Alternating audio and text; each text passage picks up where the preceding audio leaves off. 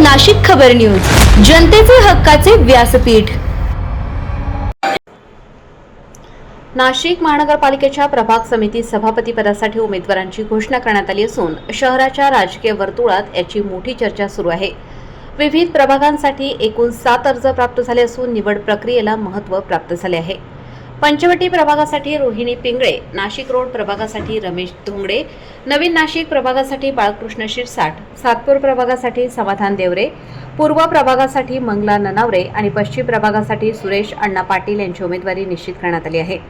या सभापती पदाच्या निवड प्रक्रियेदरम्यान महापौर हेमगौरी आडके, उपमहापौर विलास अण्णा शिंदे, सभापती मच्छिंद्र बाळासाहेब सानप, शिवसेना गटनेते अजय बोरस्ते तसेच सर्व पक्षांचे नगरसेवक उपस्थित होते।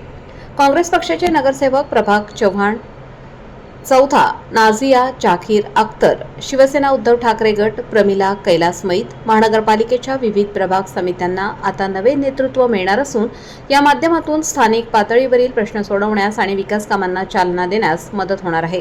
आगामी काळात या नव्या नेतृत्वाकडून नागरिकांच्या अपेक्षा पूर्ण होतील अशी आशा व्यक्त केली जात आहे।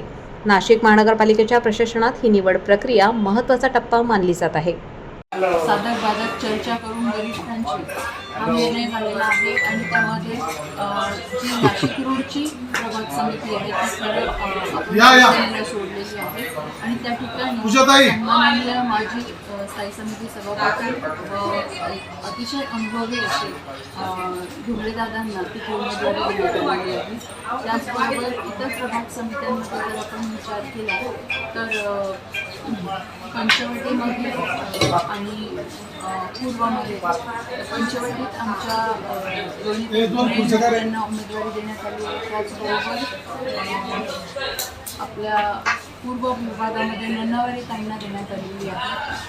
त्यानंतर विशेष करून आपण नागपूर विभागामध्ये समाधान देवरे आहे आणि नंतर नवीन नाशिक येथे आपण शिरसाट दादांना दिलेली आहे उमेदवारी। एक महत्त्वाचं म्हणजे असं आहे की ह्या सगळ्या उमेदवारी अर्ज भरण्याच्या प्रक्रियेमध्ये आपण महिलांना देखील तितकंच इथे स्थान दिलेलं आहे आणि सगळेच अतिशय आनंदाच्या वातावरणात खेळमेळीमध्ये पश्चिम मुळात ही जी प्रभाग समिती आहे तिथे देखील सन्माननीय माजी स्थायी समिती सभापती व अतिशय अनुभवी असे नेतृत्व असणारे आमचे सहकारी सुरेश अण्णा पाटील यांना तिथे प्रभाग समिती देण्यात आली। त्यामुळे आता प्रभागाची समित्या देखील अतिशय सक्षमरित्या चालतील याचा सगळ्यांना एक आनंद आहे, विश्वास आहे आणि त्यामुळे खरं तर आता फॉर्म भरल्यानंतर आम्ही सगळे चर्चेसाठी इथे बसलो। एकंदर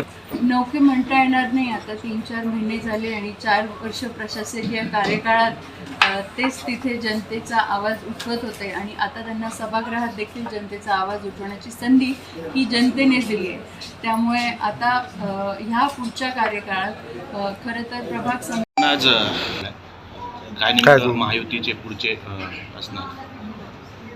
सन्माननीय शिवसेनेचे मुख्य नेते व महाराष्ट्र राज्याचे लोकप्रिय उपमुख्यमंत्री एकनाथजी शिंदे साहेब यांच्या आदेशाप्रमाणे युतीच्या माध्यमातून नाशिक रोड प्रभाग समितीवरती साहेबांनी सुचवल्याप्रमाणे ज्येष्ठ नगरसेवक RD धोंगडे यांचा फॉर्म या ठिकाणी आज प्रभाग सभापती म्हणून त्या ठिकाणी भरण्यात आलेला आहे आणि वरिष्ठांच्या सूचनेनुसार समन्वयानेच 6 प्रभागामध्ये प्रभाग समितीचे उमेदवारांचे फॉर्म या ठिकाणी आज आम्ही भरलेले आहेत आणि नक्कीच येणाऱ्या काळामध्ये वरिष्ठांच्या आदेशाप्रमाणे या ठिकाणी नाशिक महानगरपालिकेमध्ये किंवा जे सूचना येतील त्या सूचनांचं पालन केलं जाईल, आदेशाचा सन्मान ठेवून त्या ठिकाणी काम केलं जाईल आणि हा युती धर्म हा पुढे नेण्याचं काम आहे।